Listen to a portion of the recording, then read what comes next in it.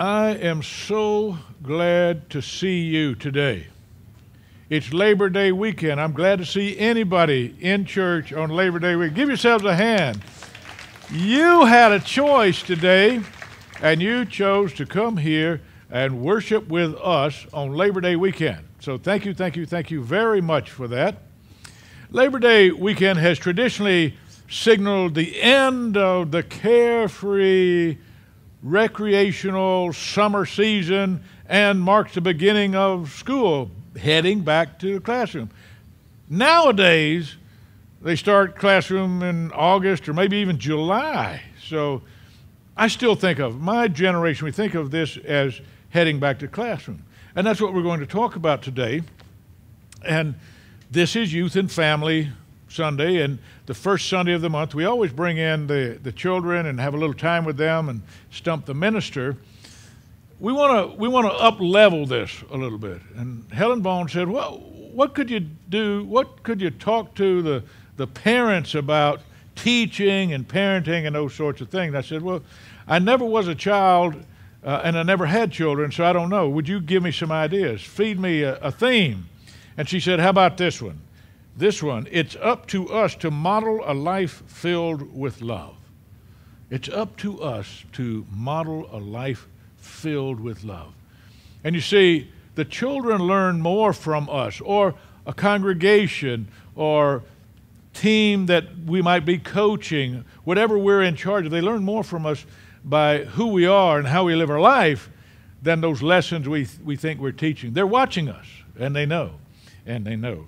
And Jesus had something to say about this. If you never read anything else in the Bible, I'm going to recommend 3 chapters. The Gospel of Matthew, 5, 6, and 7. Larry, be quiet. What is that? What are those 3 chapters? The Sermon on the Mount. The Sermon on the Mount.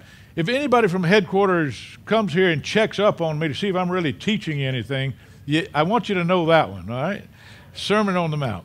And I'm going to the 7th chapter, the opening verses of this. And this is where Jesus is teaching us about how to live life. He says, don't judge.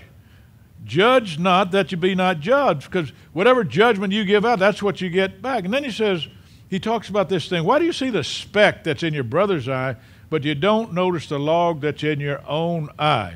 Take the log out of your own eye before you try to get the speck out of your brother's eye. Is that something that applies to you? It does to me. It does to me. I'm a whole lot better at telling somebody else what they ought to do with their life, how to get the speck out of their life, than I am about looking at myself and saying, get that log out of there. Come on, man.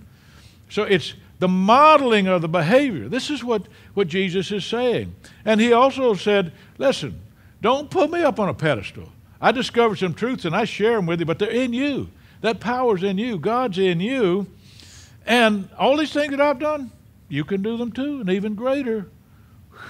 And what do we say? No, we misunderstood him. He didn't really mean that. It's a whole lot easier to just put him up on a pedestal, right? Yeah, but that's not the way it is. School is endless.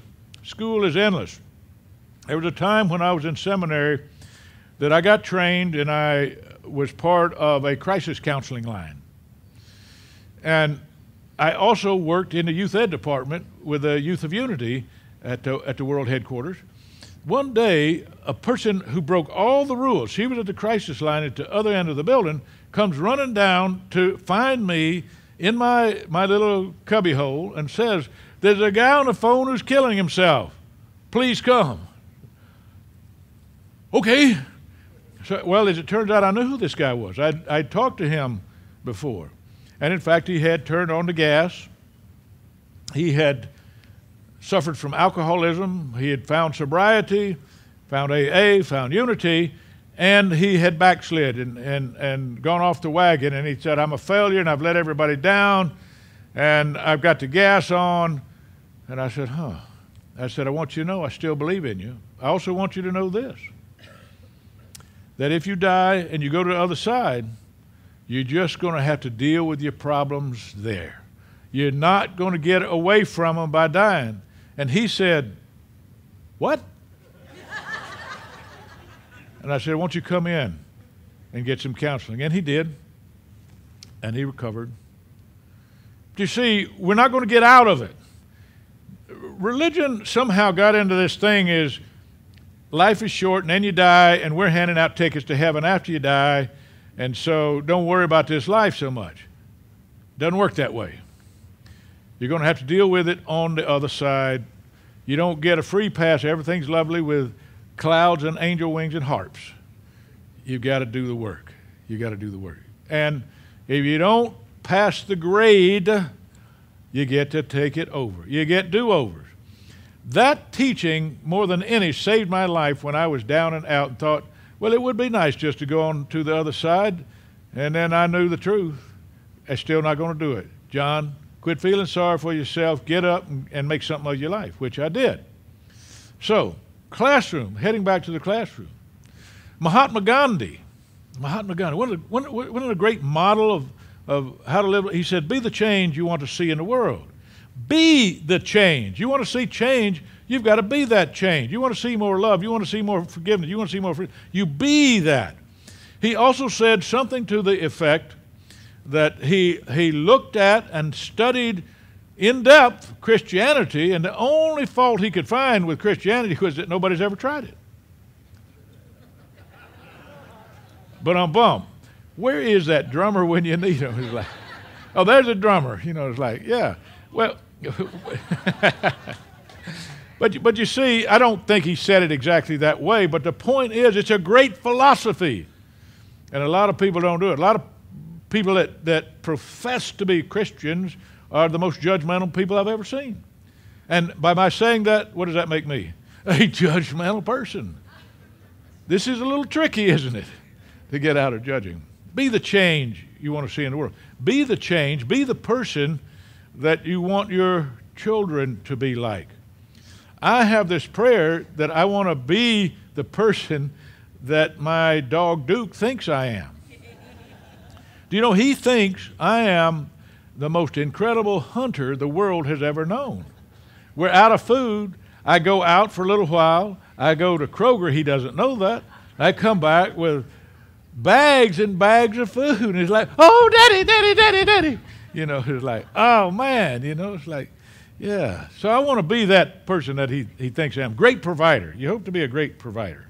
Now, one of the heroes of mine when I was a youngster was Ralph Waldo Emerson. And I was trying to remember as I was writing this whether my first term paper in high school was on Ralph Waldo Emerson. It was one of the top two. The other one was Louis Armstrong. So if you think about how eclectic my tastes are, metaphysics and jazz, I mean, that works for me. But certainly Ralph Waldo Emerson was among the top two. And one of the things he said that is so powerful is, what you are thunders so loudly that I cannot hear what you say to the contrary. Well, that's the correct one. What you do speaks so loud I cannot hear what you say that would say otherwise.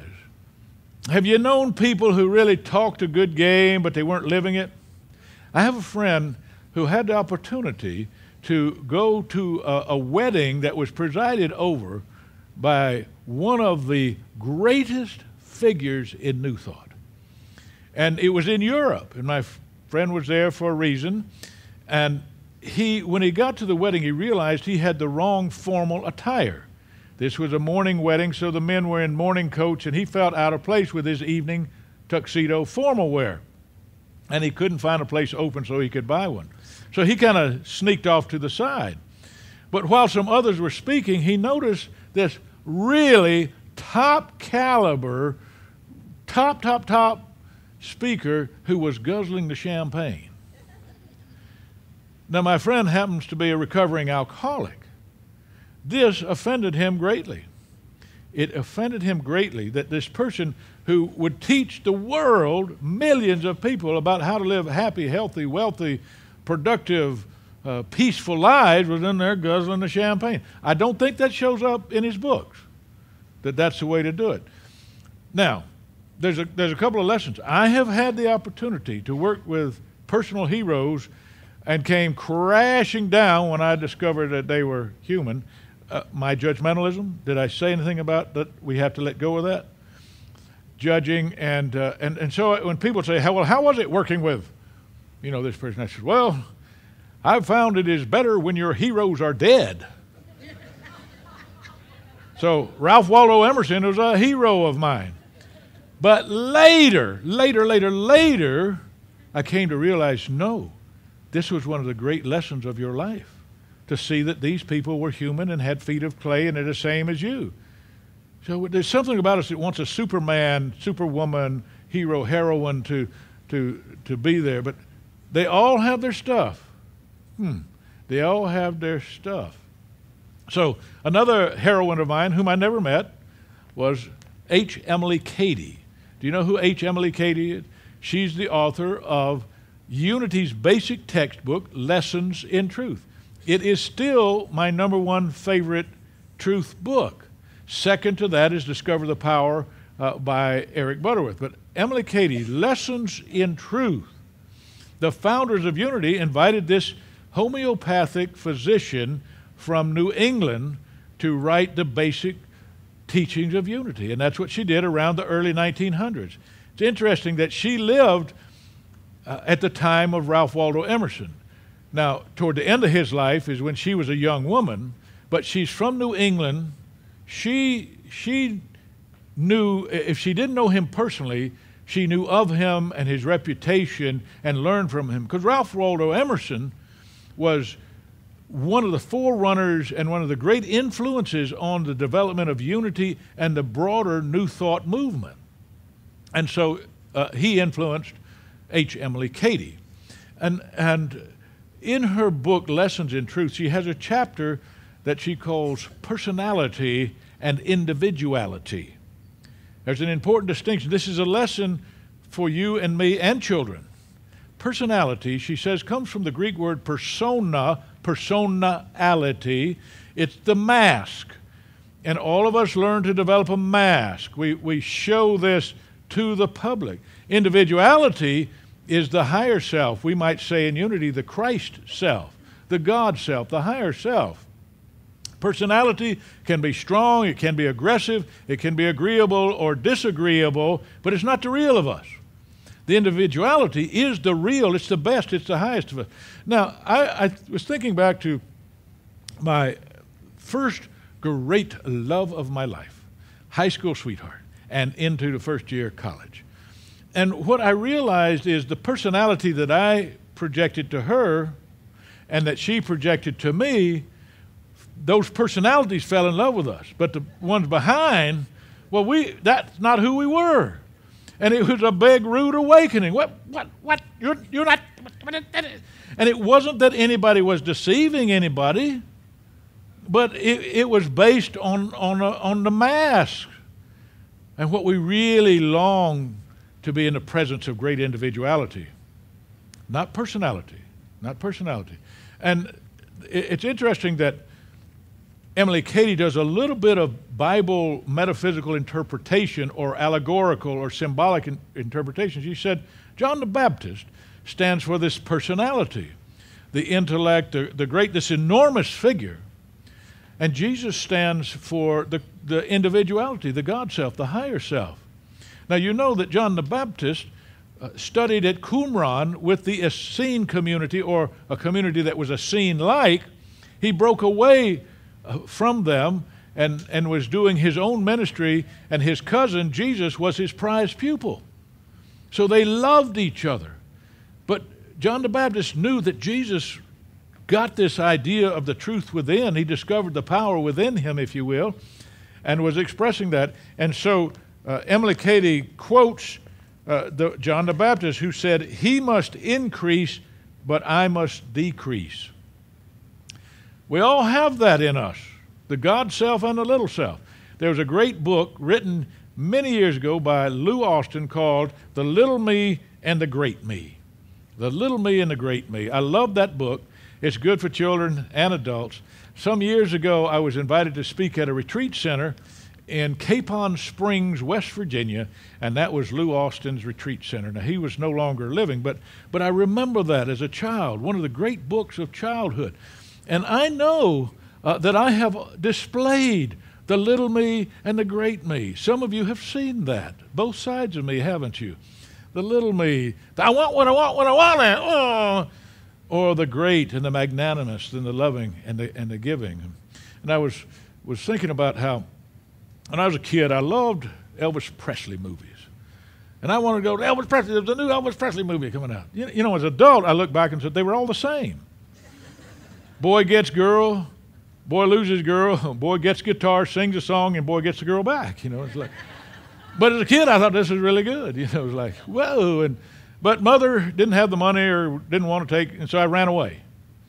I don't know if any of you ever ran away as a kid, but across the street from us was a field, and it had some trees. And I think she pretty much knew where I went. I'd go and I'd sit by this tree and watch and see if she'd go out, you know, if she would go out to get groceries or something. And I'd sneak in and get something to eat, you know. And by the way, we didn't lock doors in those days, so I know it's like you know, if I could get hungry, and if I got cold, I'd come back in, that sort of thing. But a great me and a little me. And sometimes when that little me is acting out, it's almost like there's a fire-breathing dragon. Whoo, whoo. In the moment, I'm not observing it, but I look back and I said, whoa, you were kind of a dragon man, weren't you? It's like, and Mother used to say, that's not the real you. And I would say, well, how do you know? There was that breathing that fire again, you know, right? The little me and the great me, both of them are in there. And the little me must decrease, and the great me must increase. That's a beautiful lesson for all of us, I want to share a couple of stories of ministerial mentors. One of mine was the Reverend Jay Dishman. Jay served this ministry. We have his portrait in our Reiki room, and it's a marvelous portrait. When I was in college, he sponsored me to ministerial school. He was a hail fellow, well met, a great storyteller, and a wonderful, wonderful guy. And he was mentoring me. And I remember one of the lessons that he told me was, John, what Joe says about Bill tells you more about Joe than it does about Bill. And I was thinking, I know people that need to know that lesson. I didn't realize he was trying to tell me something. You know, it's like, oh, he's telling me about, you know, well, that I grew up in a family that there were a lot of criticizers. Guess what? I developed a quite extraordinary ability to criticize. Now, some people make a living at that, you know, the pundits and about the movies and the food critics and stuff like that. But for most of us, being a criticizer focuses on lack, negativity, unhappy, unpleasant things. And guess what we get more of when we focus our energy on it? Michael Wilkerson told you that earlier. You focus on it, you put your energy on it, you get more things to criticize, to condemn, to judge, to put down. What Joe says about Bill tells me more about Joe than it does about Bill. It took me a while to realize he was talking to me. I can see the speck in other people's eyes, but I wasn't seeing the log in my own eye. Do you get that? Yeah, so he was talking to me. There's another great mentor of mine that taught me something about human beings that was extraordinary. That was the Reverend Bob Wasner. Bob was the minister here before Jay Dishman, when I was a teenager. And I loved Bob because he would come and sit in with the Youth of Unity. We had Sunday school before church, and so he would come and sit, and he'd talk about what we wanted to talk about. And he spent some time with me, and if I wanted to talk about baseball or football or things like that, he would talk about that. He was really a wonderful man. But one of the lessons that I learned years later, you see, that was my first inspiration to be a minister. Not because he was a great speaker. He wasn't a great speaker or meditator, but a wonderful, loving soul. And years later, we were both serving on the island of Oahu. He had a small church on the windward side, and I had the big church at Unity at Diamond Head, and we worked together. And he said, you know, one of the greatest things about human beings is that we can be loving even when we do not feel loving. That is an extraordinary thing about human beings. And I just had an example of that this week with a friend that I was talking to. And she used to work in Silent Unity, and she is a wonderful social worker now and does great things for people in hospice as they are moving from this lifetime to the next lifetime. And she said that she had been down to visit with her father about 150 miles away. And he's at this point where his wife is in the beginning stages of dementia. They need to move to a care facility, and he needs help. And she said, I will find them a place. And then she said, do you know, he was an alcoholic. He was a rageaholic, and he used to beat us sometimes for no reason at all. Sometimes we'd be at the dinner table, and he'd just haul off and hit me in the head. And so, you know, her quest was to get out of the house and to get educated and have a career and have relationships that were loving and kind and that sort of thing. And here at this point, and I said, this is extraordinary. This is extraordinary. This man who was so cruel to you and hurt you, physically hurt you as well as emotionally, and now you're trying to find a place for him. And I said, that's amazing. She said, he's a human being who needs help. He's a human being who needs help. And so that's what she's doing.